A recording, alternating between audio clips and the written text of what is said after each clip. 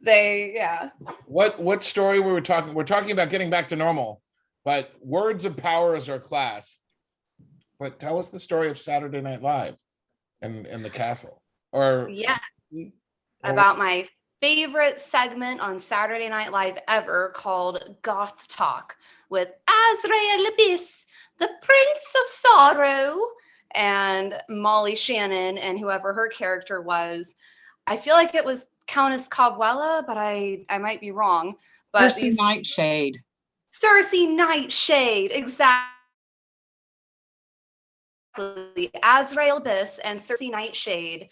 And Countess Cobwella was when they had Buffy on there as a guest.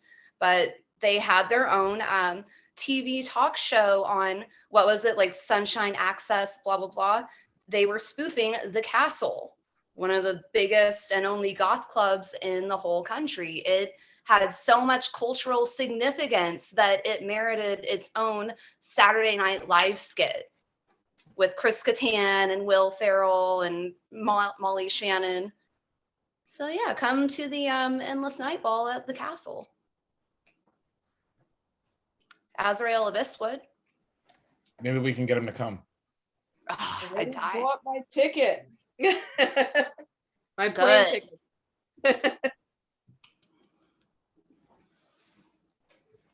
Words of power. Yes. So, ladies and gentlemen, welcome to our lovely class today. This is one of my favorite subjects, words of power.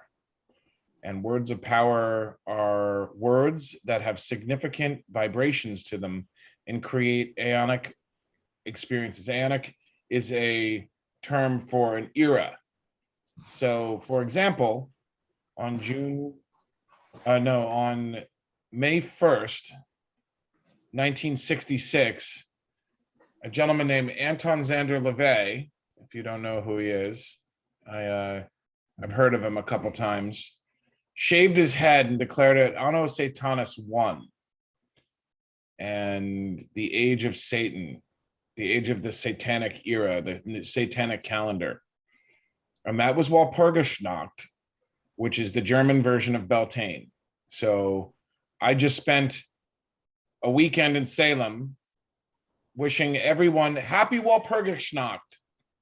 And the Wiccans were like, "What's that?" And I was like, "Oh, honey, it's the dark version of Beltane. I'm a vampire, you see.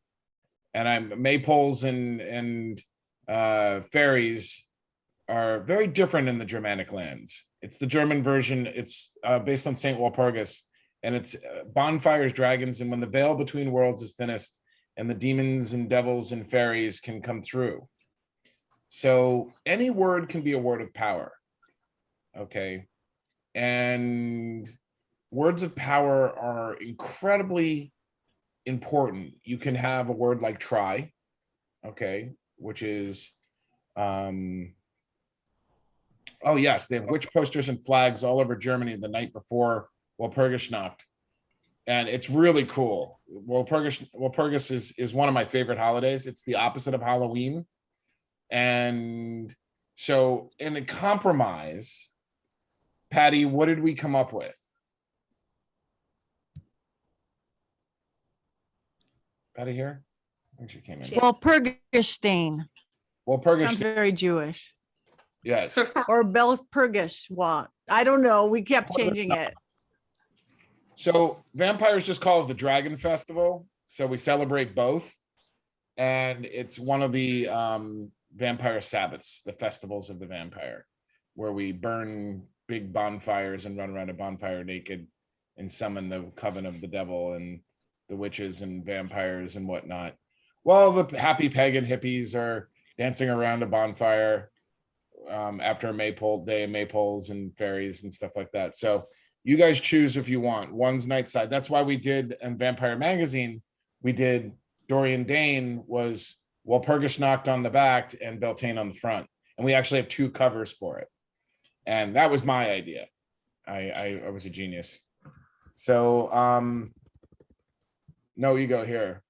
So let's begin with the most primary word of power for the vampire. the word vampire.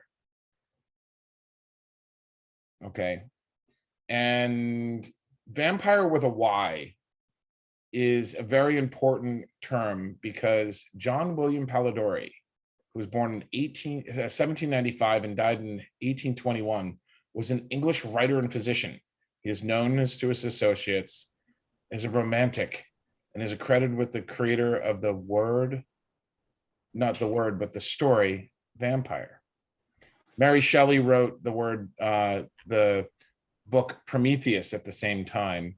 And vampire with a Y started the modern literature age of the modern vampire mythos. This is what we know today as a vampire. And it was about a story about a gentleman named Lord Ruthven, who was kind of like a Dracula character. And he was the first vampire that was not a zombie or a revenant. Most vampires before this were spirits, were demons, were like Lamia or the succubi or incubi or brain dead creatures. Like if you've seen Interview with the Vampire, who's seen Interview with the Vampire? Okay. Remember when Louis and Claudia were looking for vampires? And of course, they found them in Paris where the vampires belong. Okay. You know, there was 2 vampires in Paris sitting across from Notre Dame a couple years ago, coming back from Wave Gothic Treffen. Do you remember that? I do. I think I was there. Yes. And I just got my plane tickets to fly back to Paris on the 28th of June. So I'm very excited. Vaccine passports, ho. So the word vampire with a Y is what we attribute to the modern vampire mythos. Okay. Johanna, would you be as kind as to read the modern vampire mythos Black Veil? Sure, I would love to.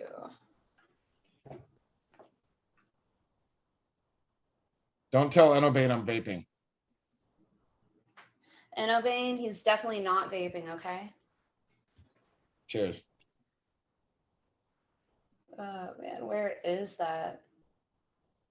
Got so many good ones in here. Yes. Black veils themselves are basically words of power. That's why we use one word. And it's really important to be aware that one word, like someone was asking me, why do you just have one word? And I'm like, red can be a word of power. Each black veil is a word of power that is designed to create a vibration in the vampire community. And what's great is we can add black veils as we go along. We can create new black veils like chocolate. Chocolate is a word of power. And one of my favorite words of power is oysters. Okay. So if Heather, if you want to just like make Father Sebastiaan really happy, show up at my house and go, let's go get oysters. And I will drop everything and go. And words of power have a meaning. They have a culture. They have an idea. They have thought. They have identity behind them. They're living beings. So the word vampire is the first word that we're going to talk about. It's in the opening chapter. Okay.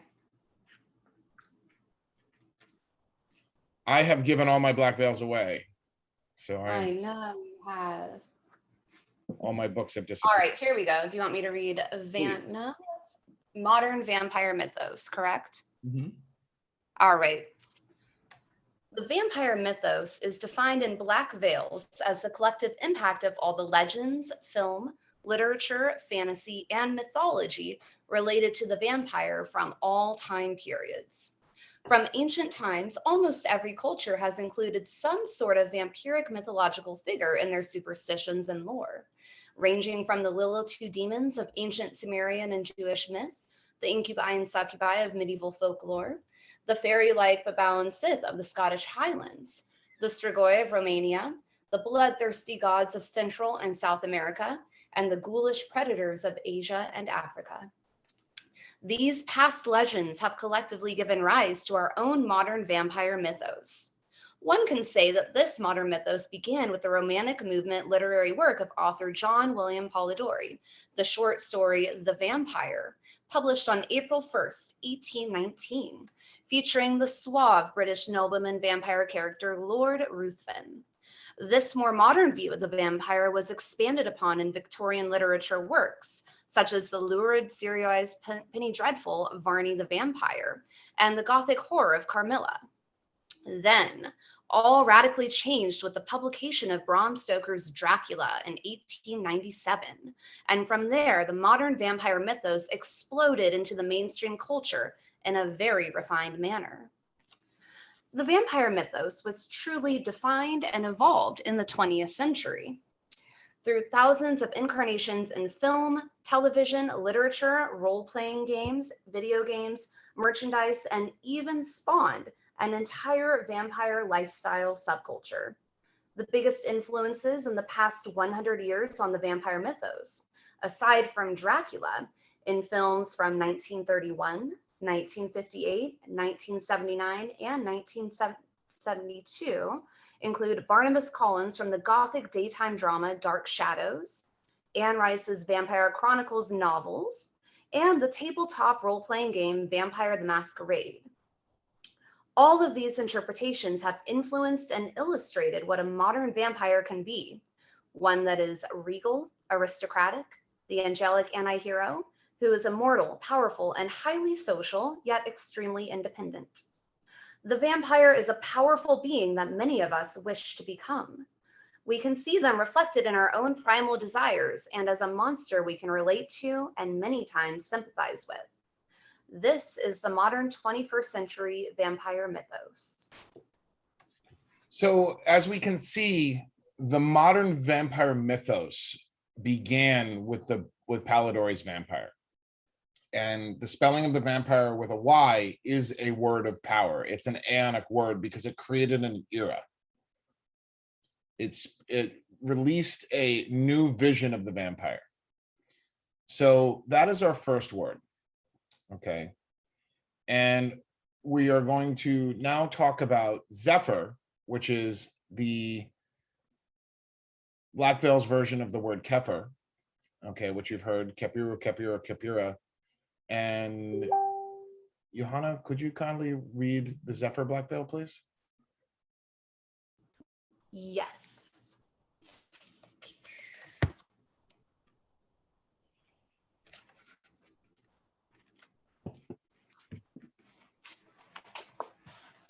Zephyr.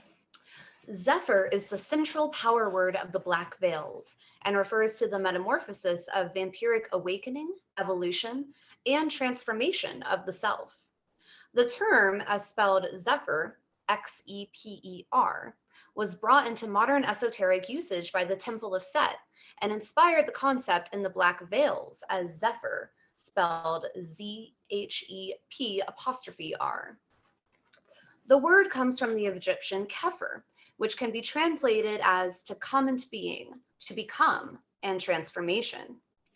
Another source of the word is Kefira, the name for the morning incarnation of the sun god in Egyptian mythology. Although the term of Zephyr has a slightly different phonetic value than the original Egyptian word, the Egyptian word is pronounced Kefir, and our term is pronounced Zephyr, it carries a similar definition and meaning. The Zephyr of each individual joined in chorus is what empowers the spiritual current of Elarath. The associated Egyptian symbol or hieroglyph is a scarab beetle. The scarab beetle lays its eggs in carrion, which gave the ancient Egyptians the impression that these insects were born from death. Thus, the scarab came to represent rebirth. Zephyr is about self-empowerment, raising vibration, positive energies, creation, material mastery, personal glamour, spiritual awakening, and living a long, prosperous, healthy, and vital life. For the Black Veil vampire, Zephyr is not just a goal, but also a never-ending, constant journey. Thank you, Hannah. So Zephyr is our word of Kepir, or Kepiru. You'll see this word because Kepiri, the god in ancient Egypt, created himself. He said, hey, I'm going to exist today. I thought it'd be a good idea. Hey, world.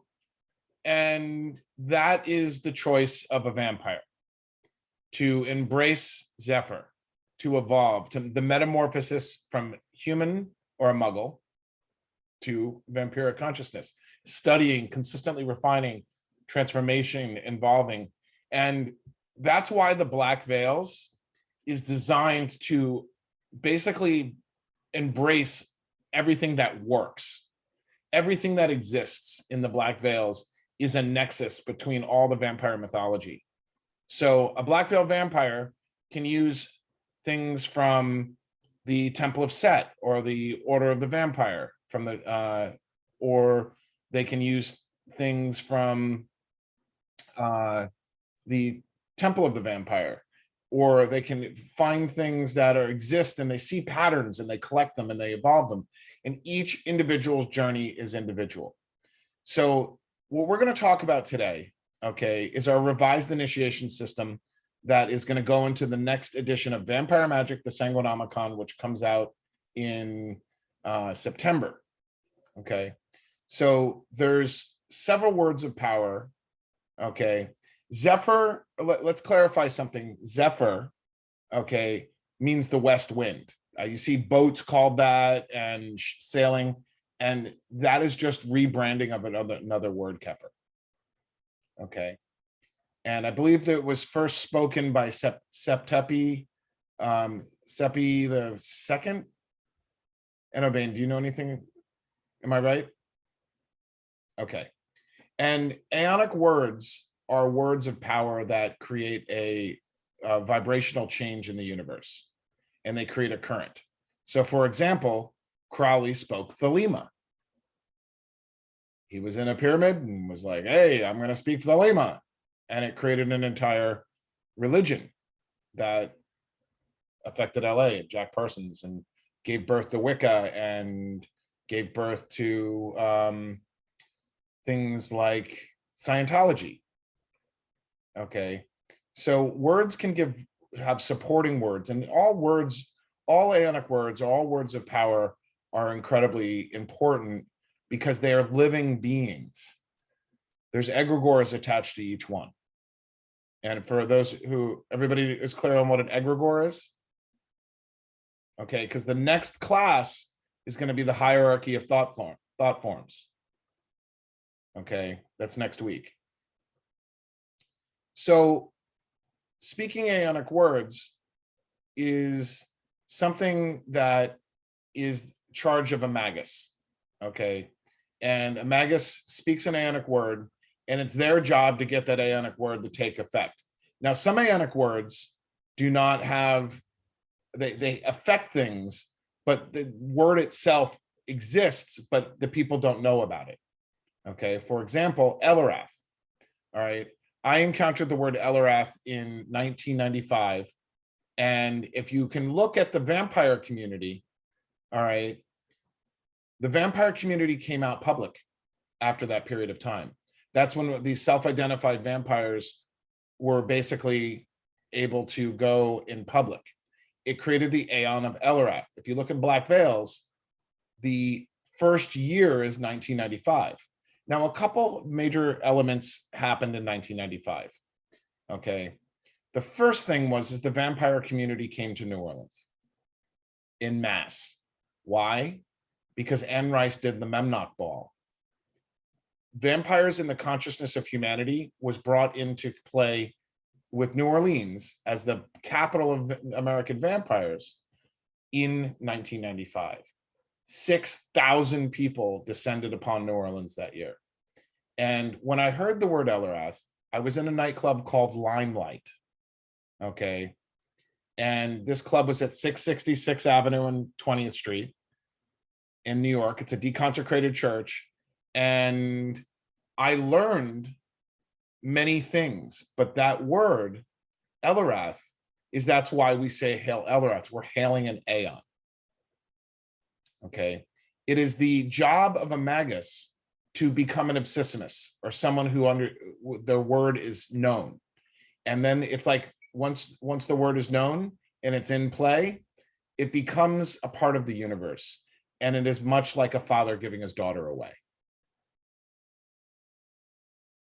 So Elarath, I now understand. There was a woman named Viola Johnson, okay? And she's still around. She's from the clan of Lilith, and she's a very, very impressive individual. She is the most unlikely vampire. I met her at a BDSM conference in 1995. Her energy, she was the first elder that I have ever met that was public about being a vampire. And she is a larger lady, as we say, goddess sized. Okay, she's Black, she's Jewish, and she's a lesbian submissive. But that woman has one hell of a charisma, and probably the best charisma I have ever encountered in my life. And I've seen her go up to straight guys and show her fangs, and they faint. And she came up to me and she goes, Sebastiaan, you're starting something new. Your job is to make sure we don't look like axe murderers and we can walk in the day. And now looking back, the Aeon of Elarath was given to me in its words, not just as a word, but it was given as an explanation. Viola Johnson told me the mission. She told me the concept behind it. And until this last Christmas, I did not realize what Elarath meant in its fullness. So there are things called supporting Aeonic words. Okay, now Aeonic words is predominantly a Temple of Set concept. Okay, and in Don Webb's new book, Empowering Magic of the Vampire, which I'll encourage you to read. Okay, it's an excellent complementary book to Sanguinomicon and Black Veils. You'll see it's in the same vein of thought. Okay, but it introduces a new bunch of ideas. Very good. And it details 9 Aeonic words that are from various magicians, the magic of. Okay, so in the Black Veils and Strigavai, we have our own Aeonic words. First is Elarath, then is Zephyr, then you might know these: Jahira, Kalme, Moroi, Ketra, Mradu, and Romket, and Karas.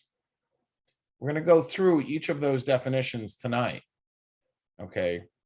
And then we're going to talk about some other things. Then we're going to find out if there's any words of power in your life. So I want you to think about that.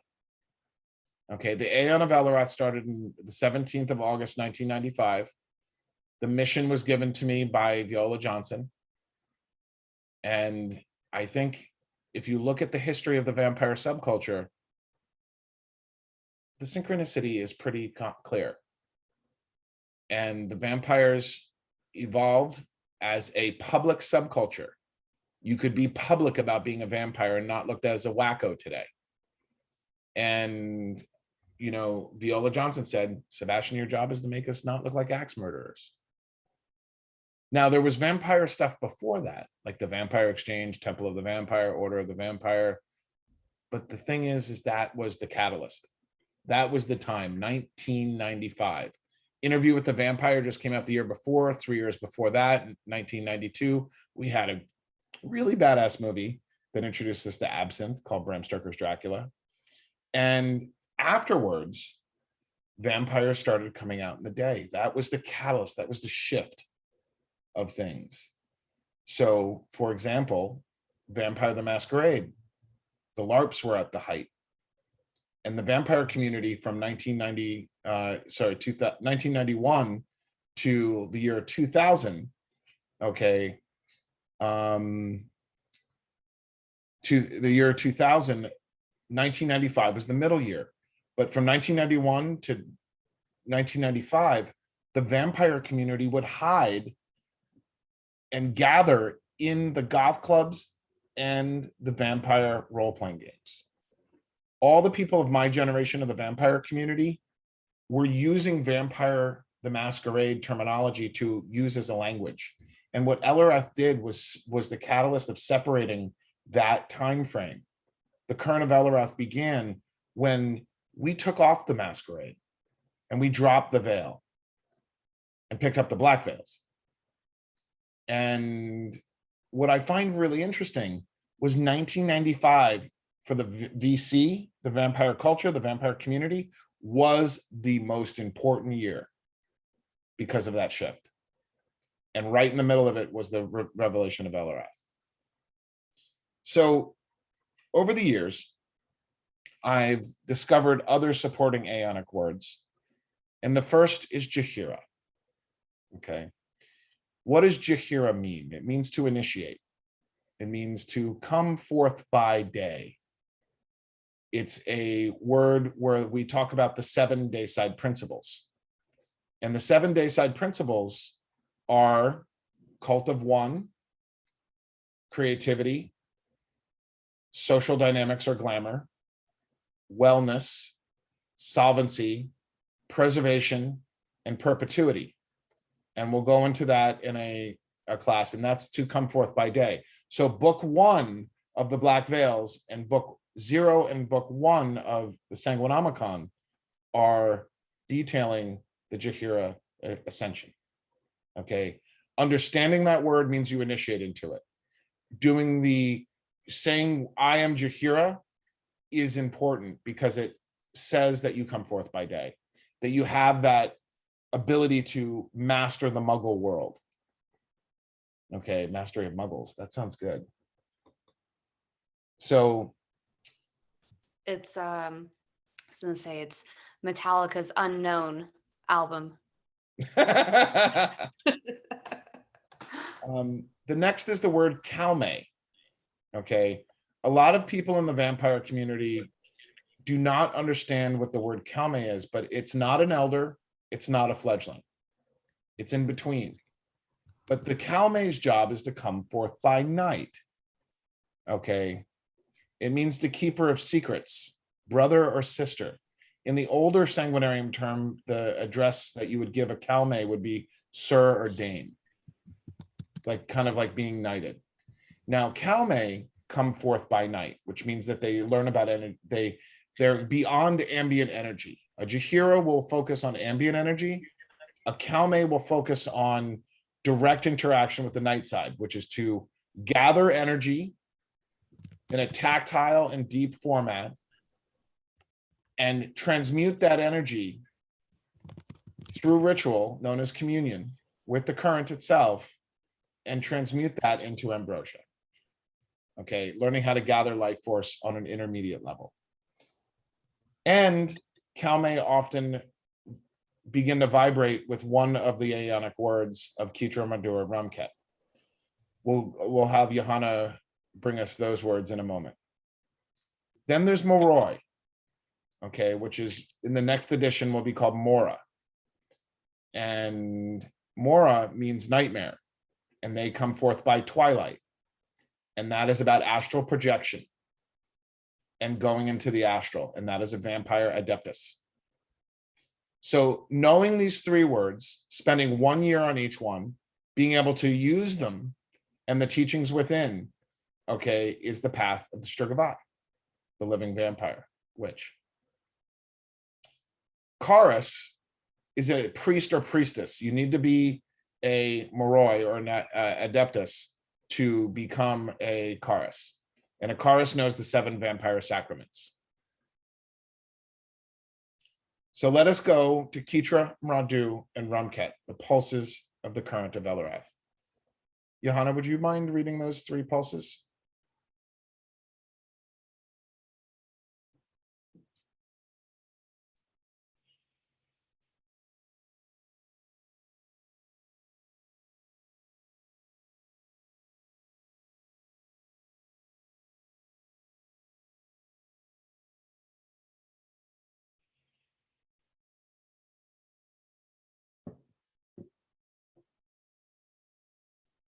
We're also going to talk about Om.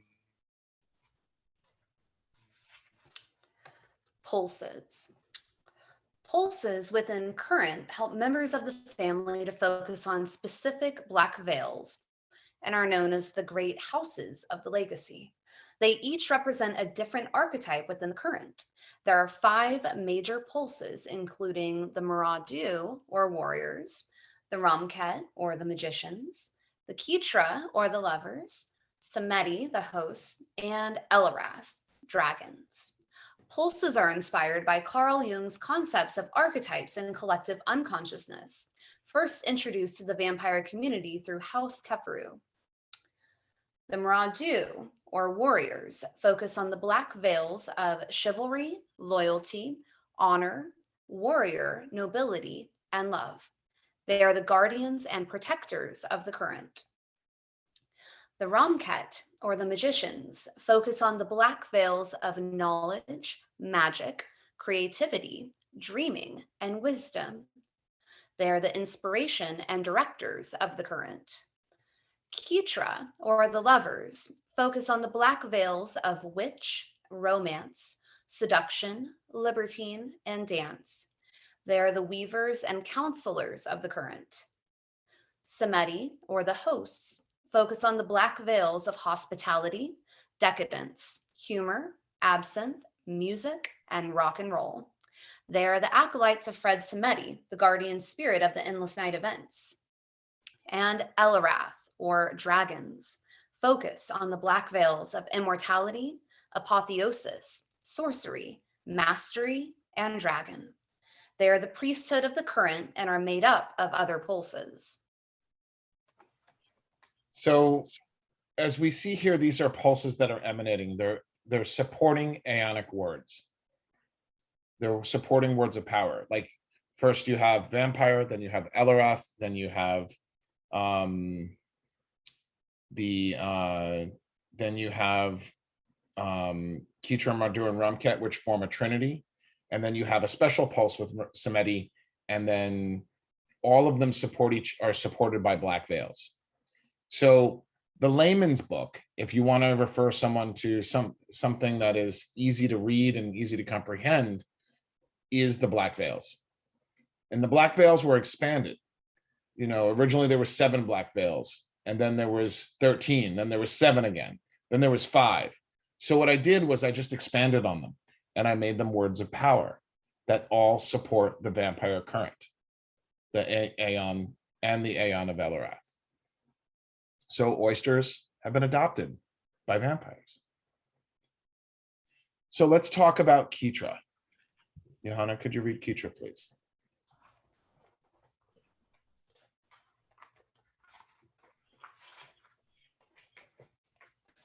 Ketra, the lovers. Ketra, or the crowned ones, or the lovers, is the pulse of the current that represents the black veils of witch, sensuality, seduction, emotion, dance, music, art, elegance, glamour, creativity, and passion. Ketra are weavers of life in the matriarchal aspect of the current. The pulse of Ketra is often associated with the goddess Lilith, Kali, Aphrodite, Isis, and Hecate. Deeply rooted in feminine energy and chivalry, the Ketra are very sensual and sexually libertine, yet predatory, also containing healing energy specific to vampires. They are counselors and advisors. Those attuned to the pulse of Ketra can be very assertive and resourceful, and often act as the conscience of the family. Ketra energy inspires an intense need to give love to and nurture others. When Ketra manifests as avatar in the mind, rituals, or visions, she most often appears during the full moon as a beautiful night-clad maiden, wearing a silver crown or Hindu-style headdress. She may have long black or silver hair, violet eyes, and be accompanied by great cats of varying types. Ketra garb is very tribal and loves bells, feathers, and long flowing garments and crowns. While the pulse of Ketra is primarily associated with the female gender, cisgender men who are attuned to her current are known as azures. They may adopt a dandy-like appearance and be very beautiful and elegant, yet masculine in energy. Examples of those attuned to Ketra include the temple maidens of the Second Temple in Jerusalem, the Maenads or the female worshippers of Dionysus, and the priestesses of Isis in ancient Egypt and Greece. Ketra is related to the Empress and High Priestess cards of the Greater Arcana in the Tarot. Thank you, Anna. So over the years, Ketra has evolved, okay? It comes from the lover's concept of the 4 archetypes of Carl Jung, which are the warrior, the lovers, the magicians, and the king or queen, okay? And these are kind of, you can see these archetypes in words of power such as Harry Potter, or character classes in Dungeons and Dragons, or clans in Vampire the Masquerade. Fantasy is a strong use of Aeonic words. You know, may the force be with you is a emanation of a current of energy that is a nexus of all energies. The force, life force, vital life force, is something that has been expanded upon over the years that Star Wars has existed. Star Wars has evolved around this, but when you say, may the force be with you, this is a concept similar to any Aeonic word or any word of power. So the Ketra are lovers. And as you can see, the black veils support the word Ketra. They bring it down into a realistic experience. And Mradu does the same. So usually, not all black veil vampires are going to be Ketra, okay, or have a pulse or relate to one of these Aeonic words, but a vast majority of us are drawn to them. And you can see throughout the vampire community that a lot of this black veils influence, or what became the black veils, has finally taken shape. And you'll see houses and clans using roads and variations. Robin just sent me the Scrolls of Elarath, which were the first scrolls that I wrote in my interpretation back in 1996.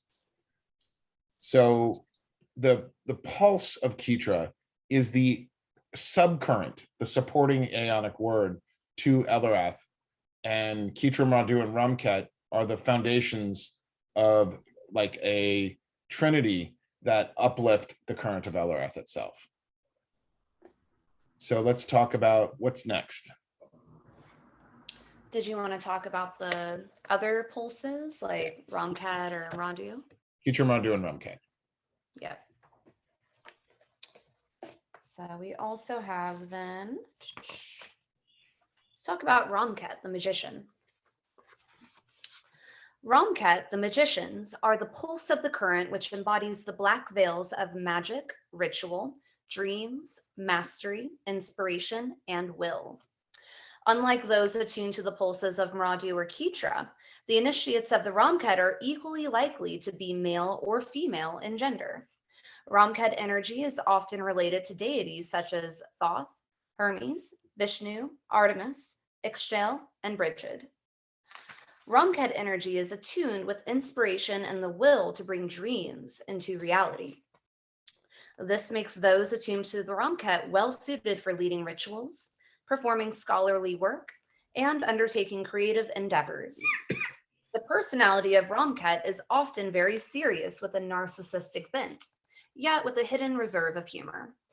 Romket spirits often manifest in visions and dreams in the form of beautiful androgynous beings with luminous skin, pitch black or pearl white eyes, and long scholarly robes mixed with the vestments of a pharaoh.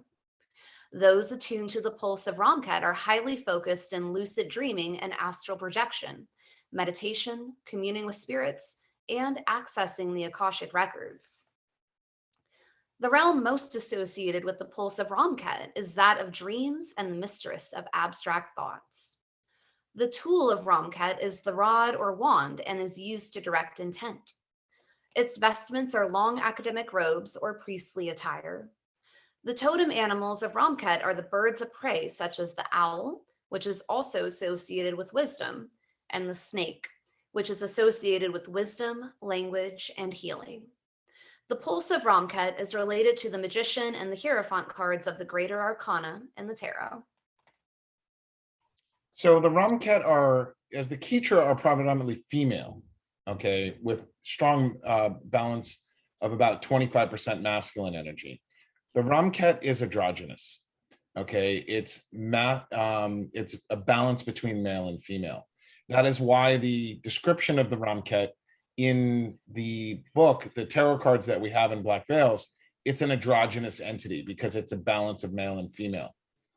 And it is very interesting because I relate primarily to the Romket word, okay, and secondary to Ketra. So the pulse of Romket is my dominant pulse. That word Romket is extremely empowering for me, and I relate to that. And Keetra's my second. Forget Maradu. I'm leaving all that to Victor Magnus. Okay, he carries the whole Maradu pulse pretty well. So let's go over Maradu. Maradu, the warrior. Maradu is the warrior pulse of the current and represents the black veils of knight, warrior, chivalry, honor, love, loyalty, and nobility. Those attuned to Maradu energy find themselves embracing loyalty, grounded energy, and love. The Maradu is more tied to the corporeal reality than the other pulses. Maradu is equated with the currents of the patriarchal gods of ancient times, such as Zeus, Thor, Brahma, Jupiter, Osiris, Cernunnos, and Mithras. The energy of Maradu is that of a chivalrous knight who never breaks their word and maintains a strong code of honor. A deep yet often hidden need to be loved makes Maradu extremely passionate, charming, and gregarious. Maradu has slowly kindled yet intense temper, and due to their intense loyalty, holds powerful grudges against those seen as betrayers. Once a member of the Maradu pulse bonds with someone, they are intensely dedicated and loyal to that individual. While the pulse of Maradu is commonly associated with the male gender, there are a vast number of cisgender women attuned to this pulse. Those attuned to Maradu energy will often have strong corporeal bodies, being broad-shouldered and muscular with a sturdy immune system. The pulse in Maradu magically can be called upon to aid in grounding, banishing, shielding, filtering, and setting up protective and defensive wards. Maradu vestments are often very military-like, incorporating armor, military fatigues, Asian martial arts clothing, and various uniforms. The symbol of Maradu is the blade in its various forms, and his totem animal is the lion. Maradu are related to the strength and justice cards of the Greater Arcana in the tarot. Thank you, Johanna. So Maradu are basically what Johanna just said. All right. The word Maradu in, when I first heard these words, Keetra, Maradu, and Romket, okay, I looked them up and I couldn't find any definitions for them.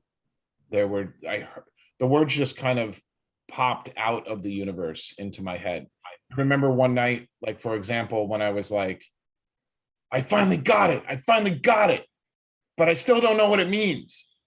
And over the years, I saw the pulses in play, these words in play. And I would see people, and I like, when I saw the Keetra, someone who manifested the pulse of Keetra, I'd be like, you're a Keetra, and they'd be like, what the fuck, and later they would be like, I identify as a Keetra. And Victor Magnus is completely Maradu. I mean, as grumpy cat as he is, he's a warrior scholar. And when you initiate into Moroi, you can begin to initiate, and you become an adeptus, you can move towards becoming ordained into one of the pulses, which is a formal commitment, and knowing the 7 sacraments of the vampire, which we'll go over in another class. So what's important to be aware of is that words create era. Like, for example, I saw an Aeonic word come into being called lichen. Okay. Before the Underworld movies came out, werewolves and vampires were only enemies in Vampire the Masquerade. The werewolves lived in the countryside and the vampires lived in the cities. And in that mythology, one of the greatest mythologies in the vampire world, they called themselves lycanthropes or lupines. When Underworld stole the idea of vampires versus werewolves, which was actually a lawsuit, White Wolf tried to sue, I believe, Universal Pictures, and they won. Okay, they got a settlement out of playing, because Underworld is basically Vampire the Masquerade. The lichens people started manifesting lichen-like characteristics. I remember being in Paris and this pack of lichens came in and they knocked over my Fang gear and they were like, yeah, vampires versus werewolves. And I'm like, my friend, we're friends, we're cool. What happened is that word became such a such an impression on people. People became attuned to that concept that werewolves and vampires. I mean, I've had people come up and say, I've been bullied by vampires, and lichen people calling themselves lichens, coming up to me and saying, I've been bullied by vampires. Can you get them to stop? You're the leader of the vampire community. Get them to stop. You're an elder. And I laughed and I said, you guys are playing into a mythology. Okay, vampires and werewolves started with Vampire the Masquerade. That's where they became. Before, if you were a werewolf in life, you'd die and become a vampire, and you know, the Balkans mythology. So see how aeonic words can create. Now there's an aeon of lichens, a lichen current. Okay, so it's really interesting to see how, yes, they did Winter. They did the same in True Blood. True Blood, Charlene Harris, who wrote True Blood, was playing in the Vampire the Masquerade. So there's 3 mythologies that make up the modern vampire mythos or influence it. First was Bram Stoker's Dracula, cursed by God, black magician. Okay. Second was Anne Rice. It started as atheist vampires. Okay. And then the third was Vampire the Masquerade, which, if you notice, after Vampire the Masquerade, the World of Darkness, which has mages and witches and lycanthropes or lupines, the Vampire the Masquerade created an aeon itself, okay, and formulated the whole concept of bringing all the vampire mythologies together in the same universe with Cain. Like, if you look at True Blood, there was a scene where Cain was the first vampire. That was created as a story plot for Vampire the Masquerade. Okay, so you can see the beginning points of these aeonic words. Okay, and O'Bane, werewolves, not swearwolves. So the idea of where these things start in history is really cool. Like the Vampire with a Y began with Lord Ruthven in 1819 and created an entire vampire current. So what we're looking at here is, as vampires, we look at the origins of where these currents come from. The lichen current, or the Vampire the Masquerade current, or the Blade. Blade was, before Blade there was Blackula and Eddie Murphy. Blade brought a superhero that Black people could identify with, okay, in the vampire community, which expanded the vampire mythos and brought more people into it, okay? And what's great about the vampire mythos is it's very much like a chaotic thing, because what's awesome about it is it's extremely diverse, okay? You can be a Christian vampire cursed by God. You can be, like in Dracula, Bram Stoker's Dracula, okay? You can be an alien vampire like Lilith from the movie Life Force, 1985. Patrick Stewart was in it, so of course it's great. Okay. Or you can be an atheist vampire like Lestat. In an Interview with the Vampire, what did Armand say? Does anybody know his famous line? I believe, wait, are you talking about when he said, I know nothing of gods or devils or heaven or hell, or something to that effect? Correct. I think I don't remember exactly, but something like that. He said he has lived the longest of any vampire he'd ever known, and he knew nothing of God or devils or whatever. Yeah. Well, that's another perspective of the morphic ability of the vampire culture. Okay. Do you know where I'm getting most questions? I want to become a vampire from India. I get Indians getting on my Instagram, okay? And Indians are identifying the vampire mythology. The reason why it's so powerful is because any human can become a vampire. The vampire is us. It's an evolution of us. It's a curse of us. It's a transformation of a human. And Lord Vruthervin was the first vampire that identified like that.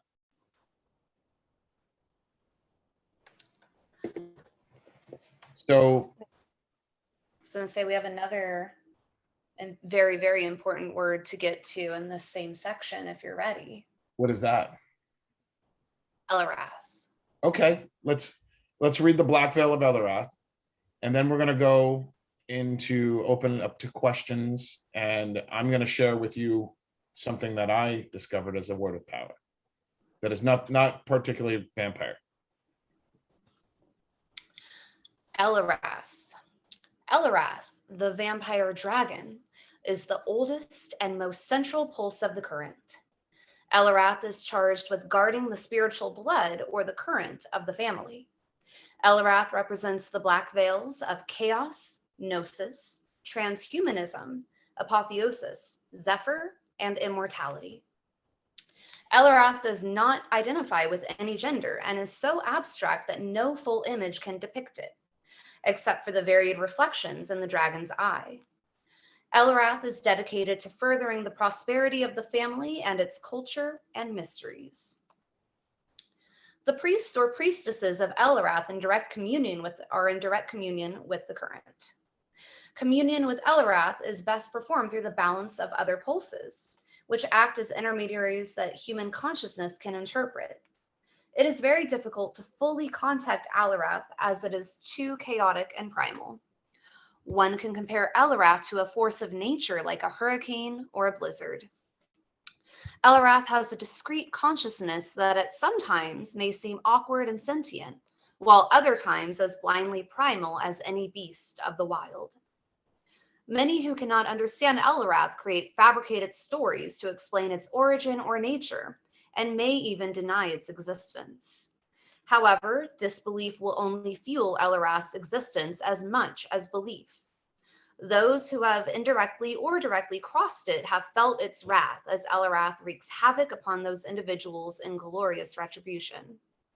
If Elarath is not attacked, or if something doesn't get in its way, it will cause no harm and will follow its own interest and agenda. Often, Elarath will act in mysterious ways and not reveal itself. Other times, its influence is immediately obvious.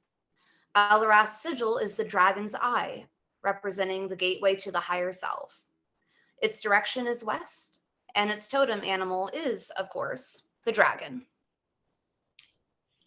So Elarath is described as many things. It's a word of power that created the synchronicity of the vampire community becoming public right in the middle of the month in August. Okay, is the crux of everything. After that, everything changed for the vampire community. The biggest event that has ever happened for the VC, the most epic vampire ball in history, was Anne Rice's on October 28th, 1995. 1995 was the year that changed everything. You could see people playing Vampire the Masquerade live action all over the French Quarter with gutter punks. There was like people dressing as Nosferatu for the whole weekend, living in the French Quarter. People dressing as Toreador and Tremere, and there was a vampire club on Decatur Street, okay, called the Convent, and we had to knock on the door 3 times, and you go up to a balcony, and it was a secret vampire club. I believe it was owned by a guy named Vlad. It was incredible. And the mystery and everything was fresh, and there was no sayings or sighs or anything like that. There was just vampires. And Vampire the Masquerade had come into its maturity. I think that was one of the best years for VTM. And Elarath was the separation from role-playing games into the realization that you could be a vampire and you could still go to work, and you could be basically like Fight Club. But today, we can go on television. Like, I go into the bank and they go, "Oh, it's the vampire guy." And like, they take me seriously.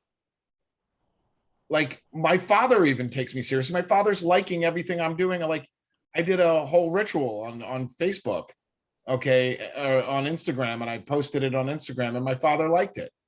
Okay. The world is falling in love with vampires. It's open season for the vampires, just like in True Blood with the drink True Blood. Elarath is the catalyst for awakening them. The word of Elarath is here. And I am grateful for my mentors who have been able to help me realize this. May they be in secrecy.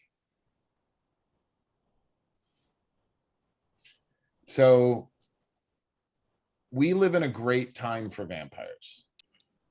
And what's great is everything that's happened for vampires and the diversity that the vampire is, because any human can become a vampire. It doesn't mean you get fangs. It's how you interact with energy. And there's an archetype of there's an empowering archetype of vampires for every culture. I mean, I think there's like 1,700 vampire movies. Okay. Now I'm going to give you a little secret. What is my favorite vampire movie?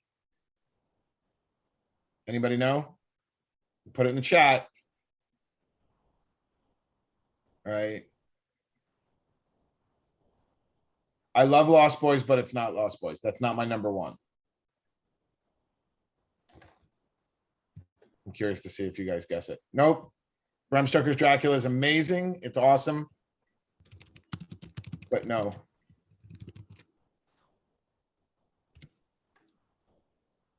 Queen of the Damned is a good movie, but it should not be an Anne Rice movie. And it's an incredible soundtrack. Really good sound. Dracula. Okay.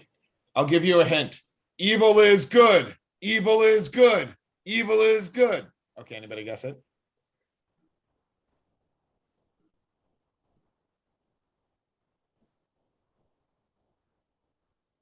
Nope.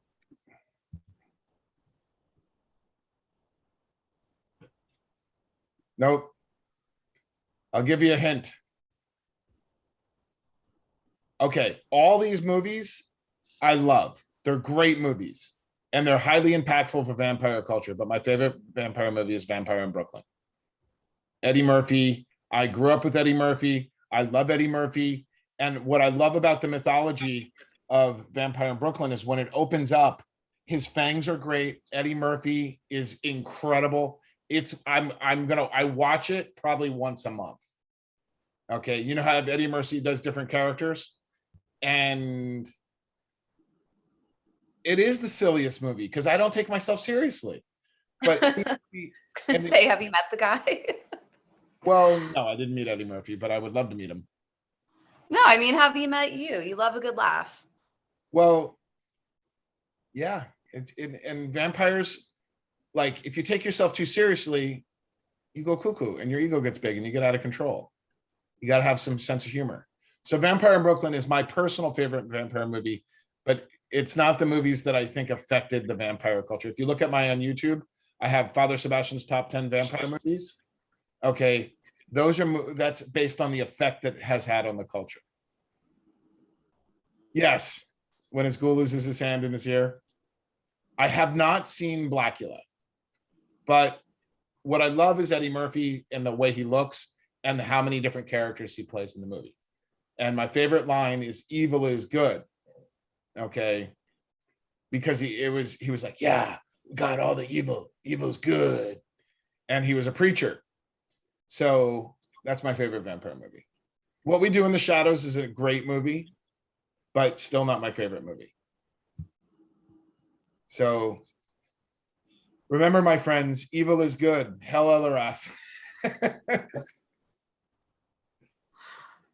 So the preacher was cool. So we'll get into vampire films in a little bit. Okay. But let's talk about words of power or mantras. Okay.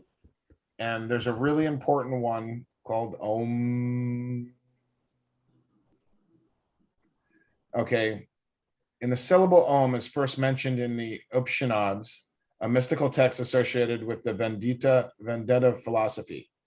It has previously been associated with the concepts of the cosmic sound or the mystic syllable, or affirmation of something divine, or as a symbol or abstract spiritual concepts. So the self beyond the sun, the universe beyond the sun, is a word of power that is used throughout Tibetan, Buddhism, and it's a Sanskrit word. I believe it was used in Buddhism. I could be wrong. And Obain, do you know if that was used in Buddhism? Yeah, I think so. I think it still is. It is. I can confirm it is, yes. I can confirm too. Scholar. So let us bring up some commentary. Johanna, do you have anything to contribute? Not at this very second. Okay. Thank you very much. Now let us go through, has anybody experienced a word of power in their life? And Obain? Yeah, I've got a personal word, nem. Nem? Nem. It's spelled, I'm going to spell it in chat here, and it means remember. Nem. And it's, and I've used it in meditations to remember the self. And I also like, I've used the word alephe, which is truth. So do you have any commentary on our class today? It's fabulous.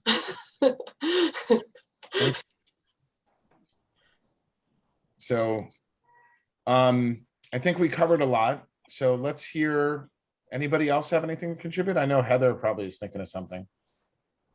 Sorry. I have never been to one of these before or anything. But I actually had a really interesting experience. And then I saw your guys' black veils, and it kind of called to me, and I immediately got a ticket. And I'm really glad that I did, actually, because I was in the car and I was about to go to the church because I live here in Texas. Okay. Over in Dallas. Huh? We're in Texas. Well, I live in the northern DFW area. Okay.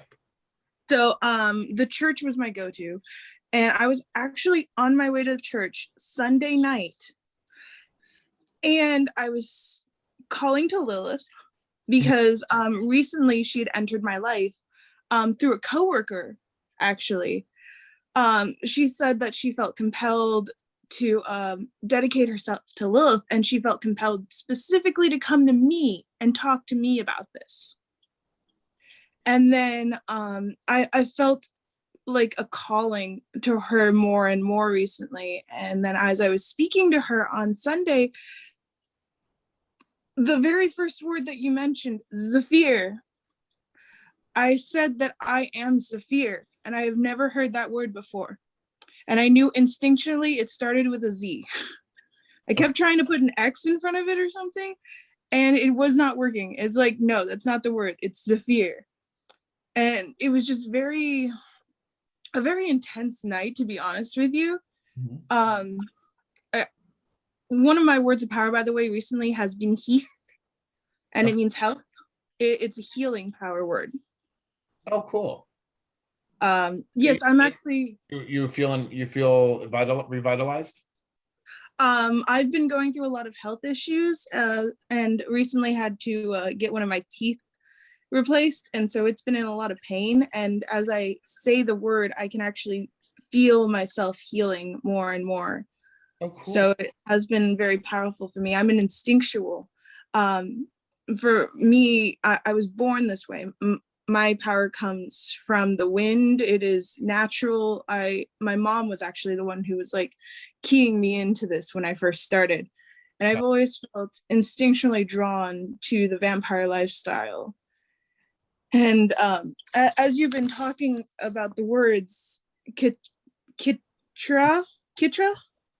and Madru actually are really calling to me, because like I'm a huge dancer, and I've always felt a deep connection to like love and everything, and being kind of a warrior, a knight deep inside.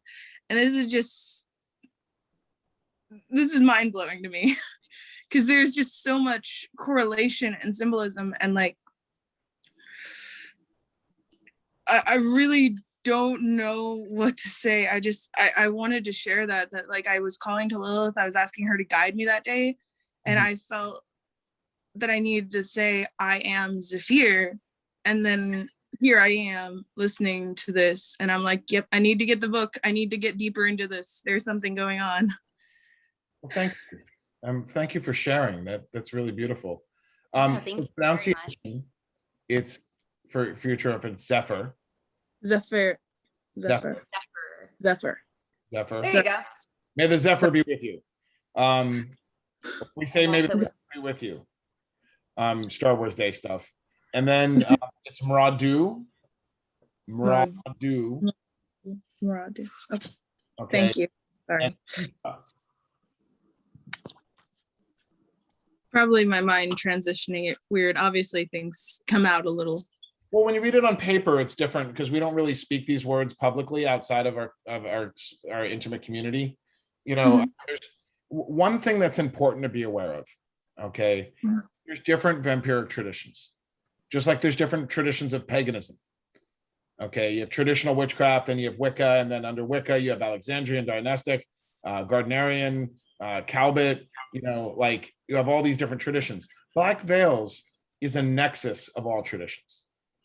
Okay, and well, it's intended to be that, and you can use, if you learn one thing from a Black Veil, one word of power like red or black or silver, okay, or whatever, and you can use it, you empower that word. Okay, the words are vibrational things. So like, for example, black is used as a power color. It's the absence of color. Okay, it's associated with mystery and power and the occult and mysticism, and that's why judges and police wear black. Okay, that's why Anton LaVey said to wear a black on black suit for his priests. Okay, so you can look at all of the different types of words of power, but knowing the meaning behind it and how to pronounce it, okay, helps you communicate with other people what you're doing, and it empowers the word. So vampire with a Y is the beginning of the vampire current as we know it, but it's evolved over the years. Bram Stoker's Dracula, Anne Rice, Vampire the Masquerade, all of these things layered up, and they transform and evolve. The greatest thing in the universe is change. That's the only constant in the universe. So I hope you've learned, I hope you gained something from your investment in this time. Yes, for sure. I apologize for incorrectly pronouncing him, and thank you for correcting me. There's no apology necessary, okay? I mean, that's how things evolve and change, okay? And how things become more powerful. But the pronunciations that we use are like in my French class, you got to pronounce things a certain way when you're with a group of people, okay? But never have a shame and apologize for pronouncing something that you don't know. It's called learning. Very true. Thank you very much Thank you, Nico. for teaching this class and everything. I Well, hope to come next one. Any other ideas, thoughts, commentary? I can speak a bit to something that I've worked with before. Not fully in a magical sense, sort of straddling that line for me is the word acetylene. Gorgeous in the mouth kind of word. Like it's really beautiful to pronounce. It's acetylene. It has sort of a clarity and a ringing to it. And one of the ways that I found myself relating to it is the idea of sort of acetylene torch flame, that very clean, bright blue flame that burns. There's no wavering in it. There's no smokiness to it. It has a very sort of very static, very simple kind of shape. It's very almost conical. Like it almost feels like something that's sort of for something that's so chaotic as flame, it's very structured. So oftentimes sort of when I'm diving into meditating on dichotomies like that, something like flame that is chaotic and heat and in motion, but still somehow very static, very still, very clean. Some things like that are sort of where I like to bake my noodle when I'm thinking about something in that kind of context. So acetylene, because it's so sonically pleasing, is sort of where I will center that thought to sort of think about flame and fire in that context. Right. Thank you. You always have the deepest things to share. I appreciate you. You're wonderful, and I'm so happy that you're part of this community. So can you type the words spelling in the chat, please? Yes. Remember Yes. mantras, at least in transcendental and Vedic meditation, mantras are used for focusing, and they're words that have no meaning. Okay. With Kitra Madhu Romket, Elarath, Jahira, Kalme, and Mora, they're customized words or their original words. Like, for example, Elarath, before it was spoken, the only place that we can find it ever is in a 1889 in a post office in Kentucky. So that I definitely didn't look up. I heard the word and it was actually Elrath. Okay, so let me pronounce this right, Ray. Acetylene? Acetylene. So sort of, yeah, acetylene, like an acetylene torch. Acetylene. That's beautiful. And is it an original word? No, it's actually the fuel that powers those torches. It literally burns on acetylene. So Okay. it's a very clean burning flame because it's as my brain completely forgets. Oh, it's a hydrocarbon, and it burns very, very cleanly as a sort of a torch flame. Sort of, it's like chafing dishes, like those kind of like those very tight, small, very hot blue flames. Acetylene produces that kind of flame when combusted, and the word itself, again, I encountered it the very first time actually reading Sylvia Plath, and the idea of, again, a very that sense of, it has a cleanliness about it. There's something about the word that almost that rings when you speak it. Again, probably just the way the vowels sort of move in the mouth. It has, again, that sense of that ringing sonic quality to it that first drew me to it. And then thinking more within how the context of what it's used for made me sort of think beyond that and sort of dealing with the aspect of fire that it brings to my life. Wow. That, and especially it's like a word that isn't common. Okay. Oh, I mean, there's so many. I think the average English speaker knows about either 3,200 or 30,000 words. I can't remember what it is. But like, for example, when I was in the Netherlands, let's talk about language for a second, because you're obviously a scholar and highly intelligent individual. Not to rub your ego or anything, but you're smart, and we love that. Okay. One of the things is that English is a very compact language, so words stand out. Okay. And like, for example, one of the things that I try to make sure is that everybody pronounces Johanna, not Joanna. And pronouncing someone's name the way they choose to have it pronounced is a form of respect and decency. Okay. Addressing someone by the pronouns they choose to be addressed by is empowering. Okay. I had a fan client today where I wasn't sure, so I just asked right out, what pronouns should I use? All right. And she was like, she, her, him, she, her. And I was like, okay. And it's in this day and age, freedom is the ability to be identified as you want, and it's the language that is used as the tool. Okay. And I think your contribution to this Acetylene. I'm Acetylene, right? Acetylene, acetylene. Ooh, that feels good. right? That feels beautiful. Thank you, Ray. Always a pleasure to have you. Enobane's Nim is very interesting to me too. Yes, yes. Enobane has a lot of things, a lot of wisdom. Yeah, you can use that as a vibratory word to connect with your self, the self with the capital S, the dragon within, just nem, you know, and it just means remember from the Greek. Yeah. Plath. And Robin, Enobane, Robin has said Plath. That was to Ray when she mentioned Sylvia Plath. Oh, okay. Yeah. Thank you. I love words.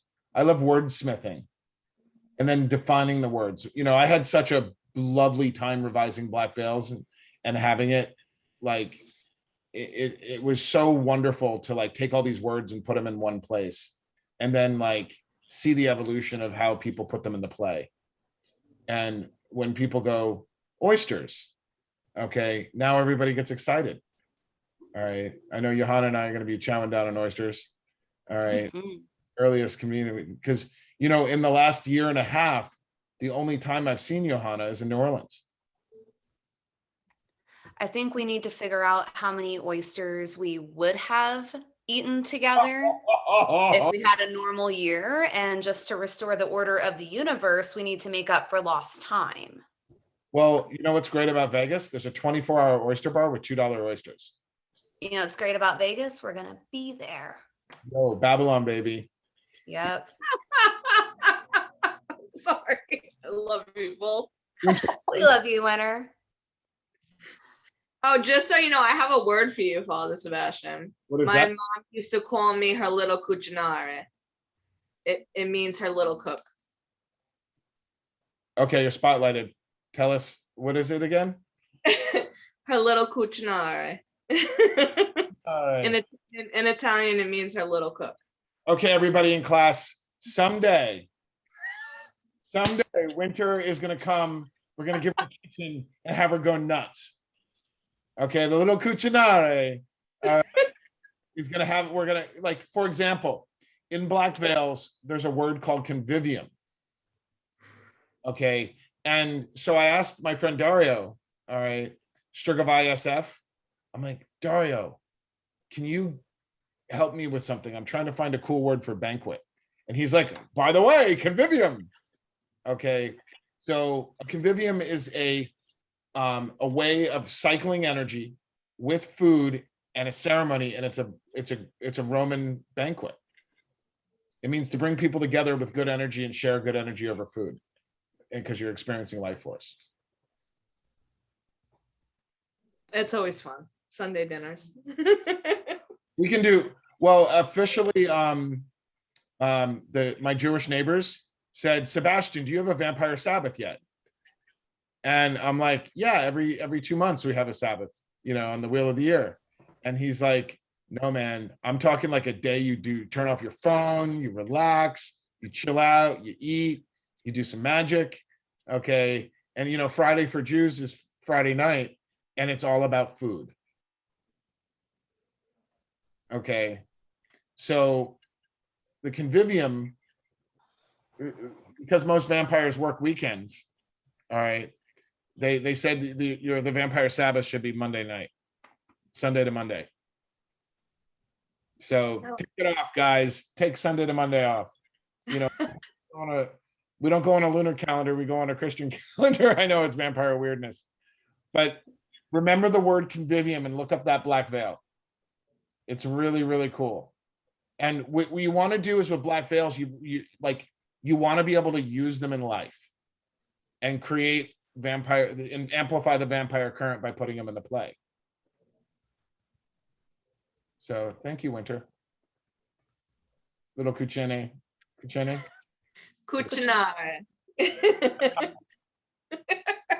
You got to use the hands. Father Sebastiaan, if you mind me sharing my childhood nickname that I was. I was trying to spell it. I can't. So don't laugh. It was, everyone in my family used to call me, some still do, Boopy Loop. And it was a name after Betty Boop, because supposedly when I was a child, I used to mimic Betty Boop. And it really was my family saying, like, you're a very pretty girl. I was able to do the Betty Boop dance, and I was really good at saying boop, boop, be-doo, boop. So, yeah, Boopy Loop. Not bad. You know what you should do? Make that go viral with a tupla. Viral videos like a tupla. So next week is the hierarchy of thought forms. And if you viral videos that just go naturally viral, you should try that and do it on TikTok or Instagram Reels and see if it goes viral. And you know what's funny is viral videos might go, we'll talk about that next week. So, ladies and gentlemen, we are out of time.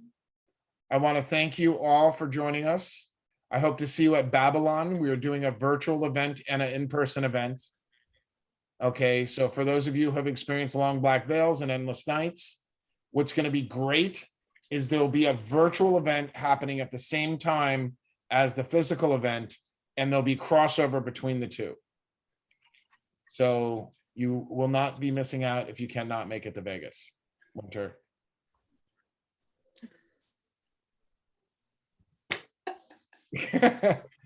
All right, guys.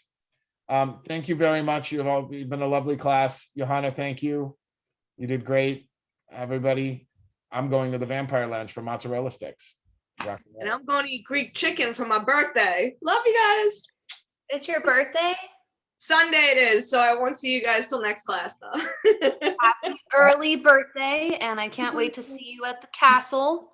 Yes. You, Father Sebastiaan, and me, and Azrael Abyss, the Prince of Sorrow.